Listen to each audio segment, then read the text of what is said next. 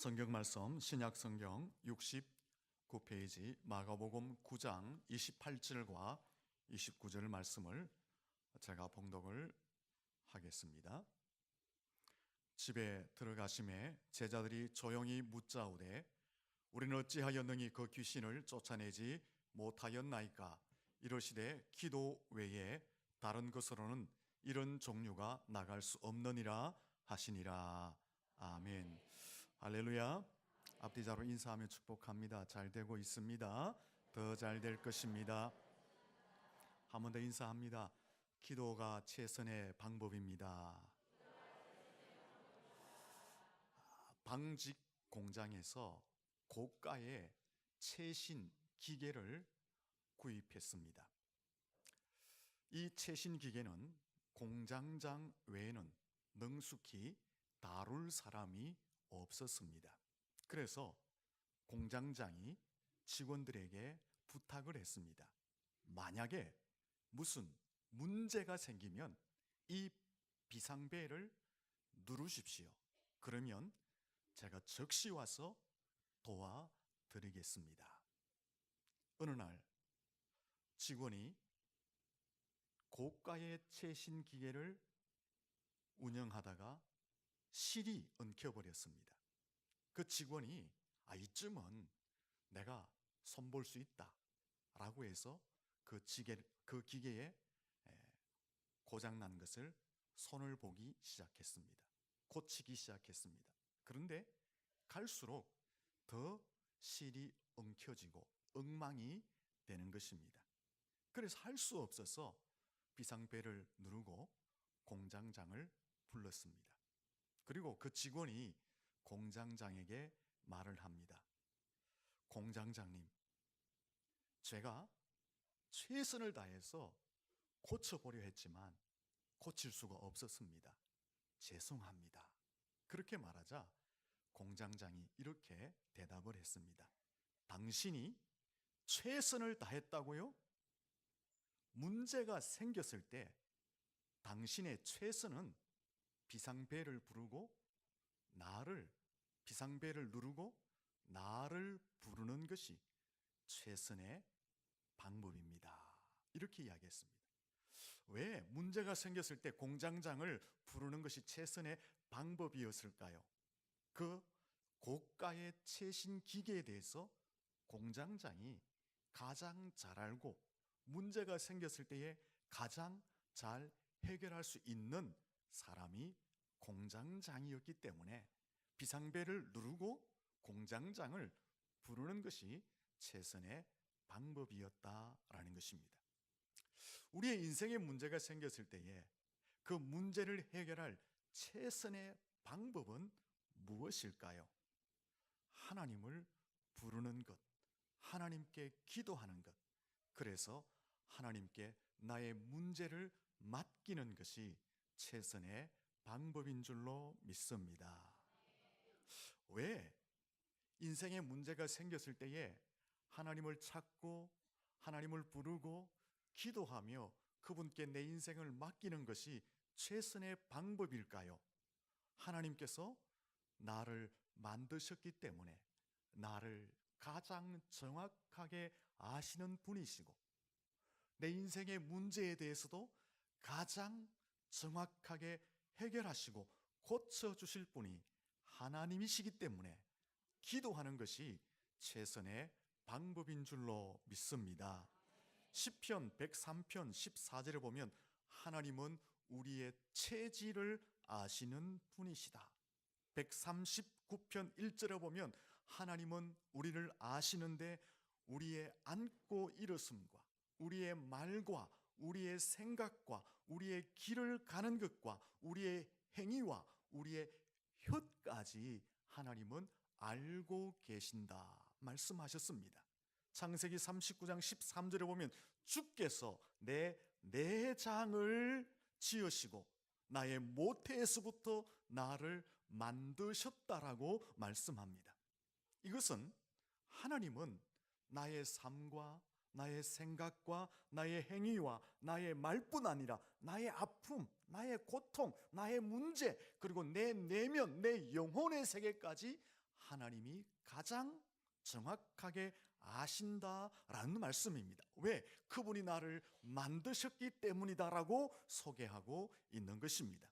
그런데 하나님은 우리를 아실 뿐 아니라 우리가 하늘에 올라갈지라도 거기도 계시고, 스올에 내려갈지라도, 가장 밑바닥에 내려갈지라도 거기도 계시고, 우리가 바다 끝에 거주할지라도 거기서도 하나님께서 우리를 인도하시고 주의 손으로 붙들어 주시겠다라고 약속하고 있는 것입니다.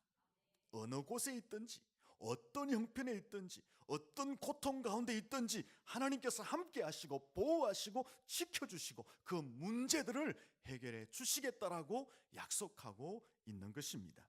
히브리서 4장 15절에 보면 예수님께서 사람의 몸을 입고 이 땅에 오셨다고 말합니다.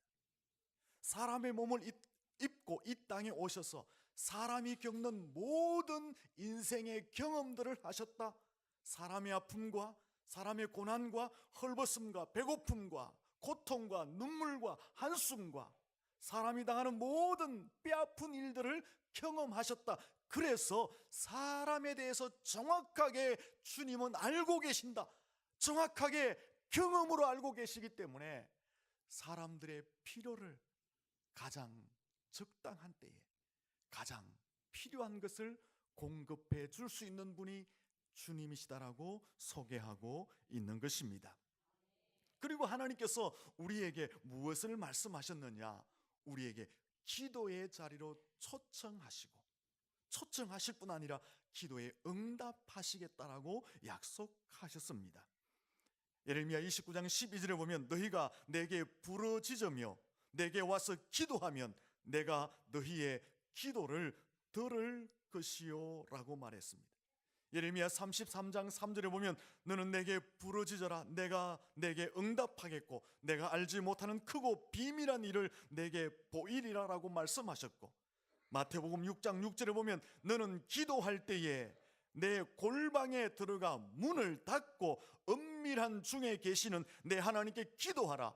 은밀한 중에 보시는 내 하나님께서 갚으시리라 말씀하셨고, 마태복음 7장 7절과 11절까지 보면 구하라 그리하면 너희에게 주실 것이요 찾으라 그리하면 찾아낼 것이요 문을 두드리라 그리하면 열릴 것이니 구하는 이마다 받을 것이요 찾는 이가 찾아낼 것이요 두드리는 이에게 열릴 것이라라고 약속을 하셨습니다.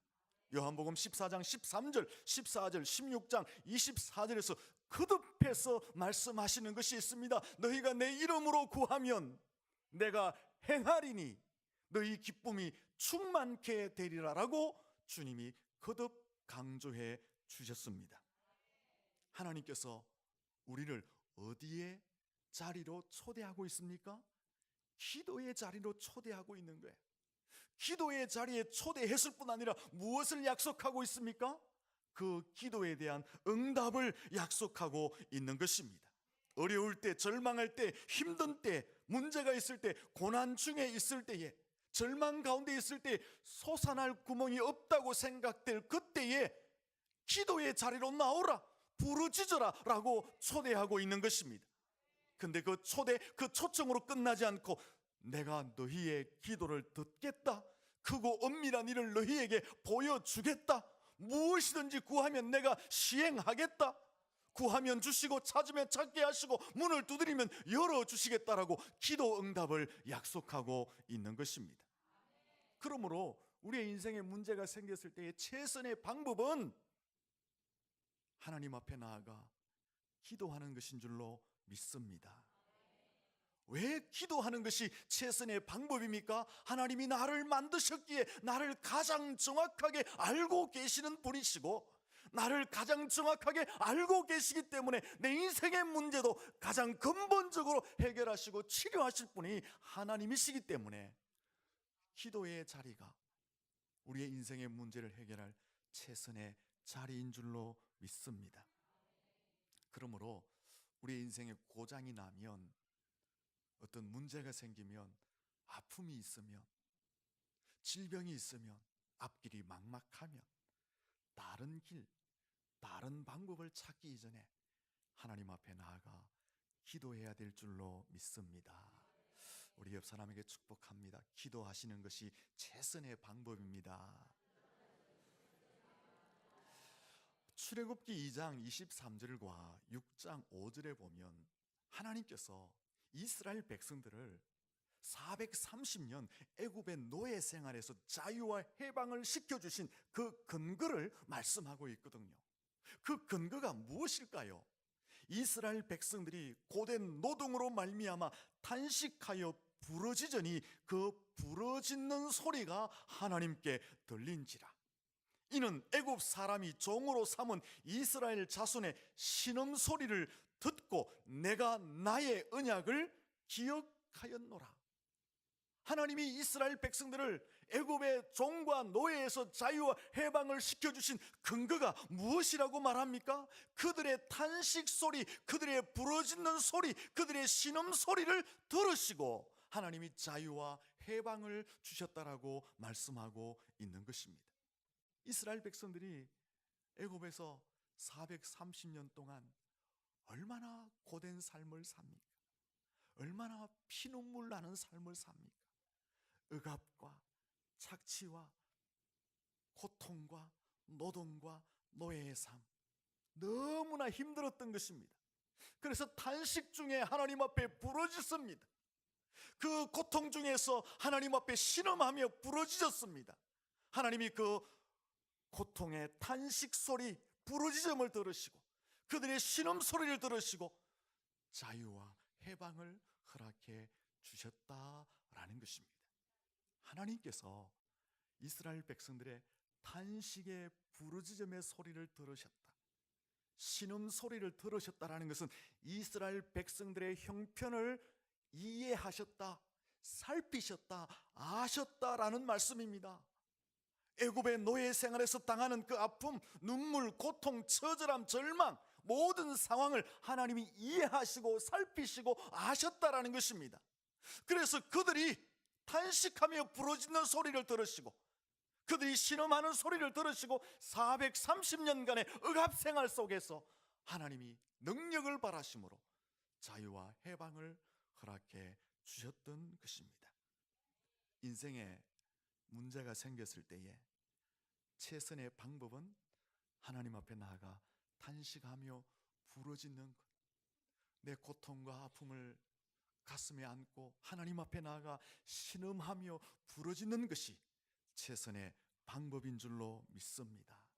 왜 이것이 최선의 방법이라고요? 하나님이 나를 만드셔서 나를 가장 정확하게 아시고 진단할 수 있는 분이시고 나를 잘 아시고 진단하시는 그 하나님은 가장 정확하게 내 인생의 문제를 해결하시고 고치실 분이시기 때문에 하나님 앞에 나아가 탄식하며 부르짖고 신음하며 부르짖는 것이 가장 최선의 방법이다라는 것입니다.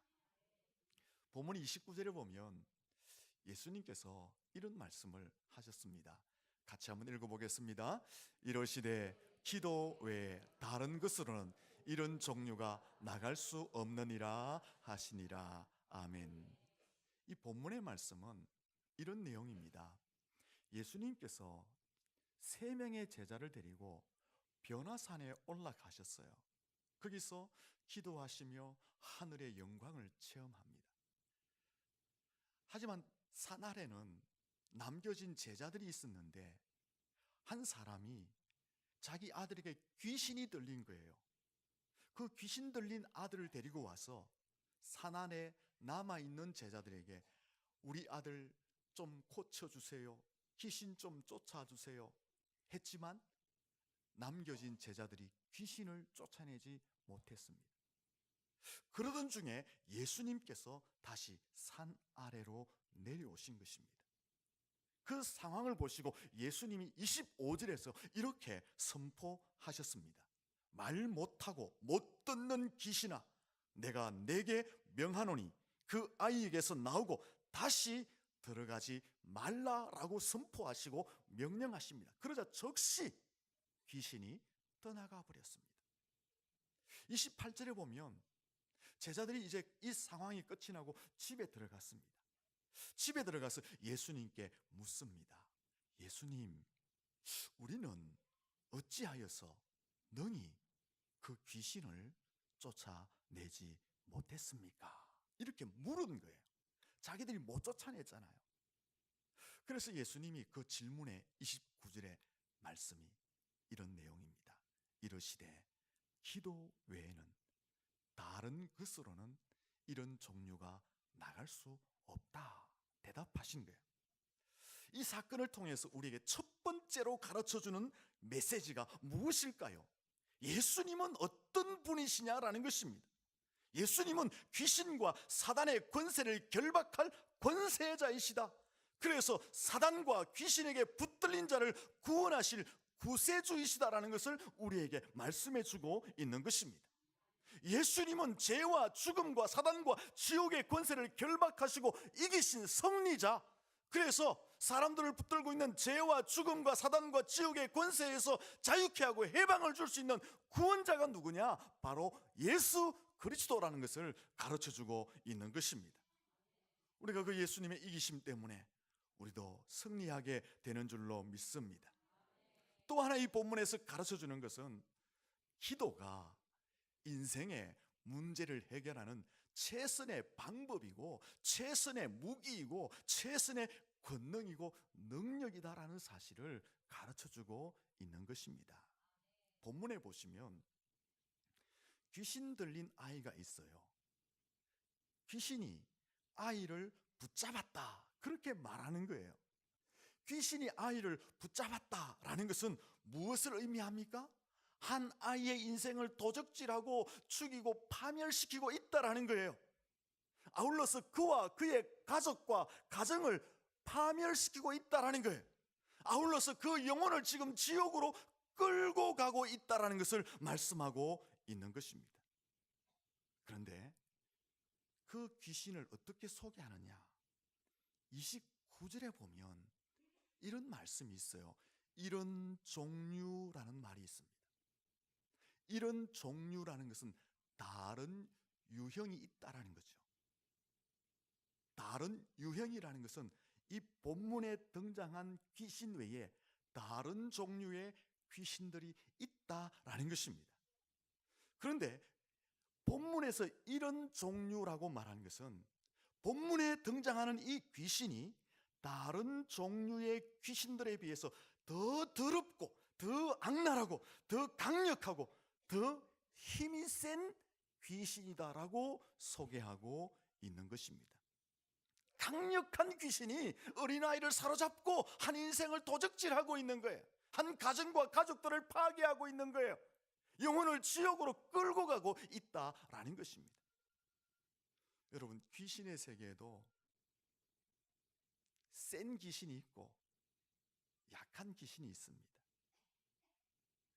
차등이 있습니다. 약한 귀신, 센 귀신, 더 센 귀신이 있다는 거예요. 무당의 세계도 등급이 있습니다. 우리나라 무당이 몇 명쯤 될까요? 제가 찾아보니까 100만 명이 넘는다고 합니다. 목사보다 더 많은 것 같아요. 근데 그 무당의 세계도 유치원 수준이 있고 초등학교, 중학교, 고등학교, 대학교, 그 위에는 뭘까요? 박사의 수준이 있다는 거예요. 그 수준은 얼마나 센 귀신을 영접했느냐, 모셨느냐에 따라서 구분이 되는 것입니다. 본문에 한 아이에게 달라붙은 귀신은 그냥 귀신이 아니라 강력한 귀신이다라고 말합니다. 근데 이 귀신이 하는 짓이 무엇입니까, 여러분? 아이를 이롭게 합니까? 아이를 건강하게 합니까? 아이를 잘되게 합니까? 아이를 바르게 키워줍니까? 그 아이의 인생을 행복하게 만듭니까? 아닙니다. 18절 말씀해 보시면 귀신이 어디서든지 그를 잡으면 거꾸로 틀리고 거품을 흘리게 하고 이를 갈게 하고 파리하게 하였다. 아주 말라 비틀어지게 했다는 것입니다. 22절의 말씀해 보시면 귀신이 그를 죽이려고 불과 물 속에도 자주 던져 넣었다라고 말하고 있는 것입니다. 이 귀신이 한 일은, 이 귀신이 어린아이를 붙잡고 한 일은 이롭게 하고 건강하게 하고 바르게 하고 잘되게 하고 행복하게 한 것이 아니라 고통스럽게 하고 억압하고 도적질하고 죽이고 파멸시키는 일을 했던 것입니다. 그와 그의 가정과 가족들의 삶까지 불행하게 만들었다라는 것입니다. 그 강력한 힘으로 지옥으로 끌고 가고 있다라는 것입니다. 여러분, 귀신은요, 악한 영들은요, 결코 사람들을 이롭게 하거나 바르게 하거나 행복하게 하거나 잘되게 하지 않습니다. 귀신들은요, 사람들의 인생을 도적질하고 죽이고 멸망시키는 것이 그들의 목적입니다. 그러므로 귀신에게 속지 말아야 하는 것입니다. 25절에 보면 그 더럽고 강력한 귀신, 더 센 귀신을 향해서 예수님께서 명령하십니다. 25절 말씀을 우리 한번 다 같이 읽어보도록 하겠습니다. 같이 읽습니다.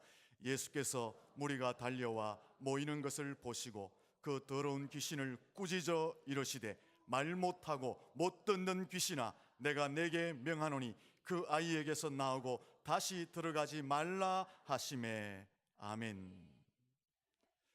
예수님이 아이를 붙잡고 있는 그 귀신에게 선포합니다. 말 못하고 더러운 귀신아, 그 아이에게서 나오라. 26절에 보면 즉시 그 귀신이 떠나가게 됩니다. 귀신이 소리 지르고 아이에게 심한 경련을 일으키고 떠나갔다라고 말합니다. 귀신이 떠나갔다는 것은 아이가 정상적으로 회복되어졌다는 것입니다. 귀신이 억압했던 것, 고통스럽게 했던 것, 불행하게 했던 것, 그를 파멸로 이끌어 갔던 것이 다시 예수 앞에서 정상적으로 회복되어졌다는 것입니다. 자유를 얻고 치유를 얻고 행복을 얻고 생명을 얻게 되었다라고 설명하고 있는 것입니다.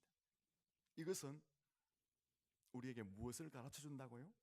첫째, 예수님은 어떤 분이시냐?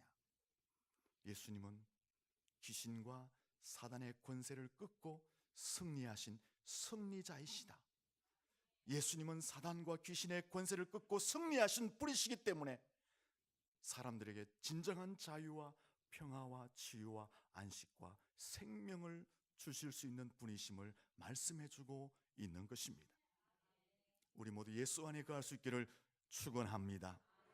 그리고 단순하지만 엄청난 비결을 우리에게 하나 가르쳐 줍니다. 그것이 무엇이라고 했습니까?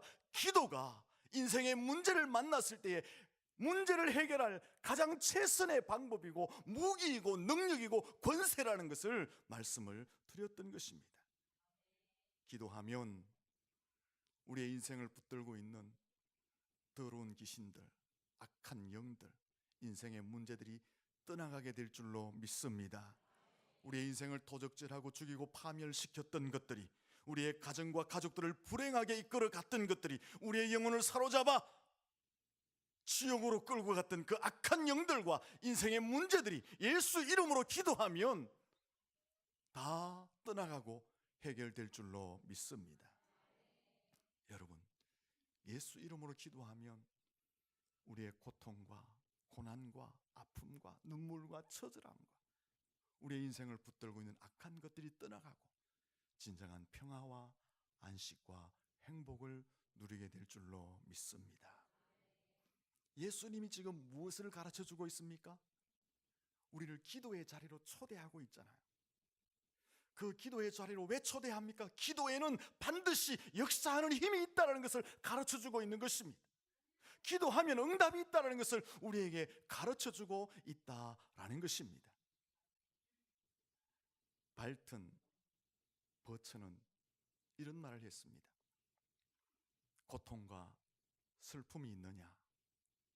기도할 것밖에 없다. 핍박받고 욕먹고 미움을 받느냐? 기도할 것밖에 없다. 죽음의 그늘이 너를 둘러싸고 있느냐? 뭐 할 것밖에 없어요? 기도할 것밖에 없다. 무슨 내용일까요? 기도가 우리를 살리는 최선의 방법이고 기도 외에는 다른 길이 없음을 말씀해 주고 있는 것입니다. 사무엘 차일드 워크는 이런 말을 했습니다. 사단은 한 가지 관심을 가지는데 사람들이, 성도들이 기도하지 못하게 하는 것이다. 악마는 기도하는 성경 공부,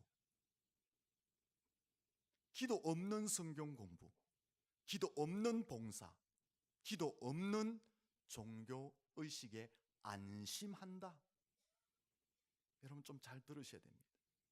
기도 없는 종교 행위, 기도 없는 봉사, 기도 없는 성경 공부는 안심한다고 합니다.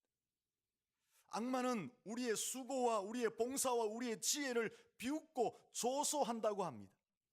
그 속에 뭐가 없으면요? 기도가 없으면. 하지만 우리가 기도할 때 악마는 뜬다라고 말을 했습니다. 기도가 힘이라는 것입니다. 기도가 무기라는 것입니다. 기도가 능력이고 권세가 됨을 말씀하는 것이다 라는 것입니다. 스펄전 목사님이 이런 말을 했습니다. 10년을 염려하는 것보다 10분을 집중해서 기도하는 것이 더 낫다. 해결되지 않는 인생의 문제를 가지고 고민하고 염려하고 걱정하며 많은 날들을 보내는 것보다 짧은 시간 집중해서 기도하는 것이 훨씬 더 낫다라고 이야기한 것입니다. 뭐예요? 다른 방법, 다른 길보다 집중해서 기도하는 것이 최선의 방법이다라고 말하고 있는 것입니다. 열왕기하 20장 1절 이하에 보면 히스기야 왕이 질병으로 말미암아 죽게 될 것을 사망 선고를 이사야 선지자에게 듣습니다. 질병으로 말미암아 사망 선고를 들은 이 히스기야 왕이 어떻게 처신합니까? 곧바로 낯을 얼굴을 벽으로 향하고 여호와 앞에 심히 통곡하고 고쳐달라고 전심으로 기도했다고 합니다. 다른 방법, 다른 길을 찾지 않았습니다. 왕이니까 얼마나 다른 방법이 많겠어요. 왕이니까 얼마나 다른 길이 많겠어요. 얼마나 많이 처신할 수 있는 방안들이 많이 있었겠습니까? 하지만 히스기야는 사형 선고를 듣고 그 자리에서 곧바로 얼굴을 벽으로 향하고 하나님 앞에 심히 통곡하고 전심으로 하나님, 내 질병을 고쳐달라고 기도한 것입니다. 그때 20장 5절에 보면 하나님께서 이런 말씀을 하십니다. 내 기도를 들었고 내 눈물을 보았노라. 내가 너를 낫게 하리니 네가 3일 만에 여호와의 성전에 올라가겠고 내가 너의 날을 15년을 더할 것이며 내가 너와 이 성을 아수르 손에서 구원하고 보호하리라 라고 말씀하셨습니다. 하나님이 뜻을 돌이키셨다는 거예요.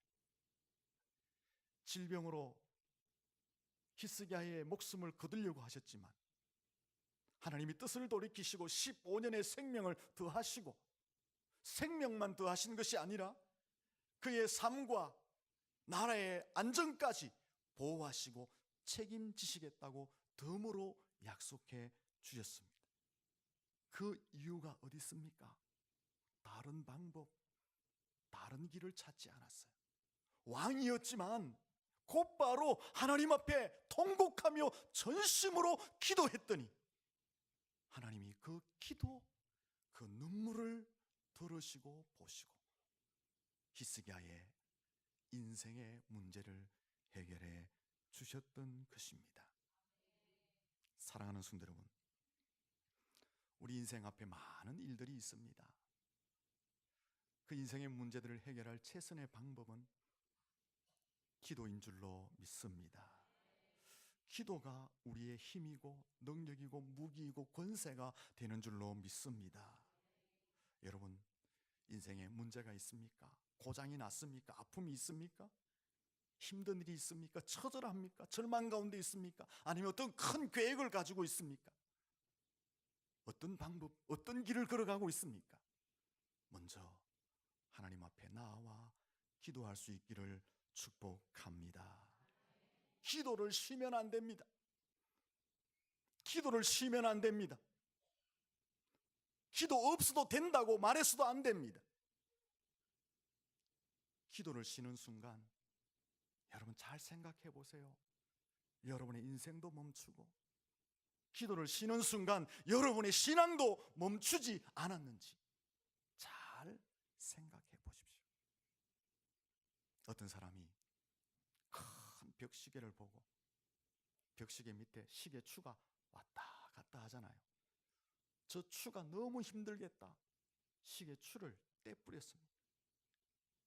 너무 힘들어 보이니까 시계 추를 떼는 순간 시계 바늘도 멈추고 만 것입니다. 이와 같습니다. 우리가 신앙생활하면서 기도를 쉬고 멈추는 그 순간 우리의 인생도 우리의 신앙도 멈추게 될 수 있다는 것을 생각하셔야 하는 것입니다. 성도는 기도의 힘으로 사는 줄로 믿습니다. 교회는 기도의 힘으로 일어나게 되는 줄로 믿습니다. 마찬가지로 여러분의 가정도 기도의 힘으로 새 힘을 얻게 될 줄로 믿습니다. 기도를 쉬면 안 됩니다. 분명한 것은 기도하면 하나님이 놀라운 일을 행하실 줄로 믿습니다. 기도하면 응답하실 줄로 믿습니다. 하늘의 문을 여시고 축복하실 줄로 믿습니다. 예전에 한번 제안을 드렸습니다. 여기를 들으면 여기로 흘려버리니까 기억하십니까? 시간 다이어트를 좀 하자고. 우리 살을 빼기 위해서 얼마나 많은 다이어트를 합니까? 살을 빼기 위해서 먹는 것도 줄이고 운동도 하고 시간도 투자하고 물질도 투자하잖아요. 이것처럼 우리의 삶의 최선의 방법은 기도인데 기도하기 위해서 우리의 시간도 좀 다이어트 하자라는 것입니다. 쓸데없이 보내는 시간을 다이어트 하자라는 것입니다. 예를 들면 TV 시청하는 시간 1시간 하면 한 40분만 하세요. 하지 말라는 소리 안 해요. 개모임 2시간 3시간 하면 조금 일찍 마치세요. 여러분의 취미생활 조금만 줄이세요. 그 다이어트한 시간을 하나님 앞에 기도하자라는 것입니다. 그런 것 전혀 다이어트 하지 않으니까 기도의 시간이 끼어 들어갈 틈이 없습니다. 기도의 시간이 끼어 들어갈 틈이 없으니까 우리의 인생과 우리의 영적인 삶은 영 형편이 없게 되는 것입니다. 여러분, 좀 전에 말씀드린 그런 시간들을 허비하면 허비할수록 우리의 인생에 복이 되는 게 없습니다. 덕이 되는 게 없습니다. 시간을 허비하면 허비할수록 우리의 인생은 더 불행한 쪽으로 흘러가게 됩니다. 그 시간들을 다이어트 하셔서 좀 교회 나와서 하나님 앞에 기도하는 시간을 갖자라는 것입니다. 여러분 인생에 기도할 제목들이 없습니까? 하나님을 붙잡아야 할 일들이 없습니까? 다른 방법, 다른 길 세상에 많이 있습니다. 그러나 우리 믿는 사람들은 그게 최선의 방법이 아니라는 것입니다. 이제 여러분의 시간을 좀 다이어트 하셔서 하나님 앞에 기도하는 자리로 나오시고 그 하나님이 약속하신 놀라운 응답의 축복들을 받아서 여러분의 인생이 더 기쁘고 행복해지고 그로 인하여서 여러분의 삶 가운데 하나님이 이렇게 나와 함께 하신 그 살아계심을 증거하며 살아가시기를 예수님 이름으로 축원합니다. 기도하겠습니다. 하나님